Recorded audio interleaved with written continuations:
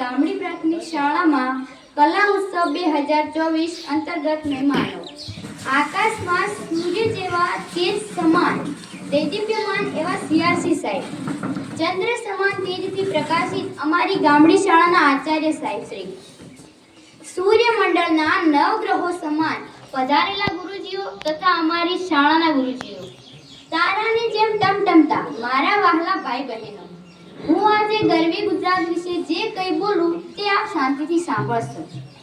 અમારી જન્મભૂમિ તું, અમારી કર્મભૂમિ તું, અમારી જન્મભૂમિ તું, અમારી કર્મભૂમિ તું, વિશ્વભરના ગુજરાતીઓની ગર્વભૂમિ તું.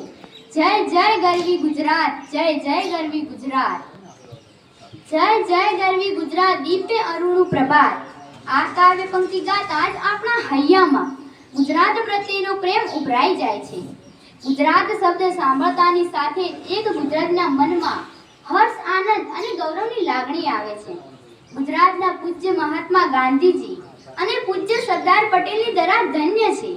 ગુજરાતના ઇતિહાસમાં વડોદરાના સયાજીરાવ ગાયકવાડ, પાટણના સિદ્ધરાજ જયસિંહ, જૂનાગઢના મીનલ દેવી તથા નાગર બ્રાહ્મણ નરસિંહ મહેતા, ગુજરાતની રહેણી કરણી, ગુજરાતની ગુજરાતી ભાષા, ગુજરાતની વેશભૂષા, ગુજરાતના પ્રદેશો, ગુજરાતનું લોકનૃત્ય, ગુજરાતની નવરાત્રી અને ખાસ કરીને ગુજરાતીઓનો શાકાહારી ખોરાક દેશ વિદેશમાં ખૂબ જાણીતો છે. ગુજરાત ભારતની પશ્ચિમે આવેલું એક સમૃદ્ધ રાજ્ય છે. ગુજરાતની પશ્ચિમે અરબી સમુદ્ર, ગુજરાતની ઉત્તરે રાજસ્થાન, પૂર્વે મધ્યપ્રદેશ અને દક્ષિણે મહારાષ્ટ્ર આવેલા છે. ગુજરાતની આ ધરતી પર નર્મદા, તાપી, મહી, સાબરમતી જેવી મોટી મોટી નદીઓ વહે છે. ગુજરાતની સમૃદ્ધિમાં આ નદીઓનો મોટો ફાળો છે. ગિરનાર, પાવાગઢ, ચોટીલા, શેત્રુંજય જેવા મોટા પર્વતોથી મારું ગરવી ગુજરાત રળિયામણું લાગે છે.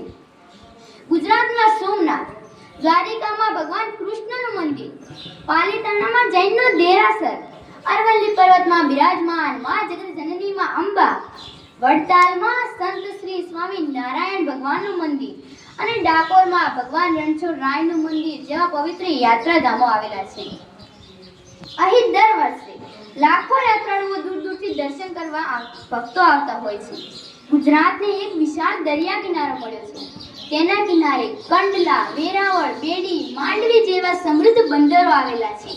ગુજરાતના ઉભરાળ, તિથલ, ડુમ્મસ, સાપુતારા અને ચોરવાડ જેવા પ્રવાસ ધામો પ્રવાસીઓને આકર્ષે છે. કૃષ્ણની દ્વારિકાને સાચવીને બેઠેલું જળ છું, કૃષ્ણની દ્વારિકાને સાચવીને બેઠેલું જળ છું.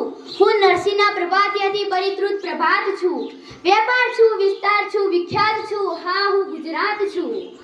ગિરનારમાં સિંહની દહાડ, નાળિયેરીના ઝાડ, ગિરનારનું પર્વત, સુરતનું દમણ, કચ્છમાં કચ્છનું રણ, જૂનાગઢના ભવનાથ સોમનાથ, એનાથી આગળ દ્વારિકા, પોરબંદરમાં ગાંધીજીનો જન્મ, વડોદરાનો ચેવડો, અમદાવાદમાં સીદી સૈયદની જાળી, રિવરફ્રન્ટની પાળી, કચ્છમાં કંડલા બંદર, કચ્છની અંદર માતાનો મઠ, જેસલ તોરલની સમાધિ. ગુજરાતીની સંસ્કૃતિના ઘડતરમાં અનેક શબ્દોમાં કવિઓ કે લેખકોનો ફાળો છે. શું છે ભાઈ ગુજરાતમાં? આ ગુજરાતમાં શું છે?